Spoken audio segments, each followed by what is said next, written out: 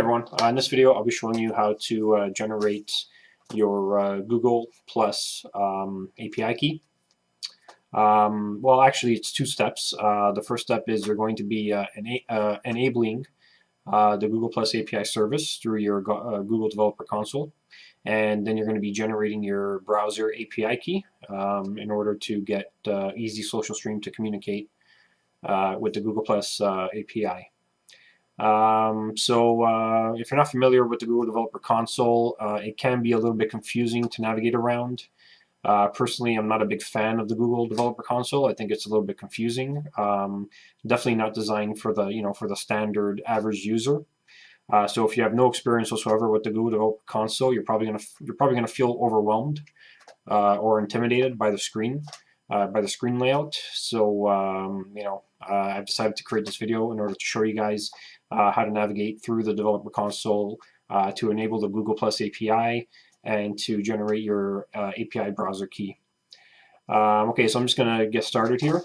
So I'm already logged into my WordPress account on my testing server, and I've already gone ahead and installed the Easy Social Stream plugin. So under this Easy Social Stream menu, I'm going to be selecting Google Plus. I've already gone ahead and set up some of the initial settings. So I've already enabled the Google Stream. That's set to yes. I just set a post limit of 3, and I've already gone ahead and enabled all of the display options. Okay, so the next thing we're going to want to do is we're going to want to get, before we actually generate the API key, we need to get our user ID. And your user ID is pretty much just access your Google Plus profile, and in the URL you should see your user ID right there. See? So it's right at the top, right in the browser address field. So you're going to want to copy that and paste that into the user ID field. Okay, I'm just going to quickly save settings. Okay, so now we want to jump over to the Google Developers Console. And you'll see here that we've included a link, consoledevelopers.google.com. Just select that. It's going to open up a new window. And so I'm now in the Google API, in the Google Developer Console. Okay, so what we're going to want to do here is we're going to want to enable the Google Plus API. So I'm going to, on the left-hand side menu, under Library, I'm going to select Google Plus API. Okay, and then here I'm going to want to select Enable.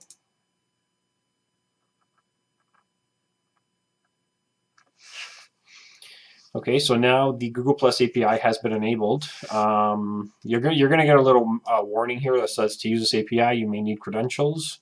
So we're going to want to create credentials for this API. So I'm just going to go ahead and select Create Credentials. Okay, so find out what kind of credentials you need, which API you're using. So it's already has Google Plus API selected. Where will you be calling the API from? It's going to be called from a web browser, JavaScript. What data will you be accessing? I guess we can select user data for this option.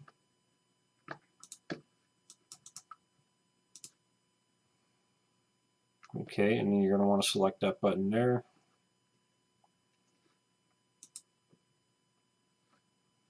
Okay, so create an OAuth client ID, name web client 1. I guess for this one, yeah, I'm just going to leave it at the default for now. Web client 1, authorized JavaScript origins. So I guess here we can insert our the URL that we're going to be loading the Easy Social Stream plugin on.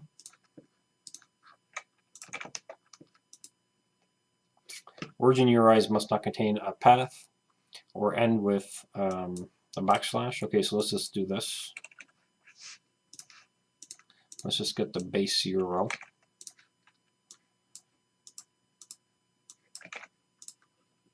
Okay, so that should work. Let's select Create Client ID. Okay, so we've created our client ID. Okay, so the first 2 steps are done. Download credentials. You don't really need to download them. Just select Done. Okay, so we've gone ahead and generated the app credentials. So you don't need to worry about any of these credentials. You don't actually need them for Easy Social Stream, so you can pretty much ignore this for the most part. The only thing you need, the only reason you need to generate these credentials is to actually communicate with the application. But there's nothing here that we need to copy and paste. So the next thing we're going to want to do is we're going to want to create an API key. Okay, so under the Create Credentials menu here, we're going to select API key. Okay, your API key is here. So it's already gone ahead and created it. Let's hit close. And there's our API key.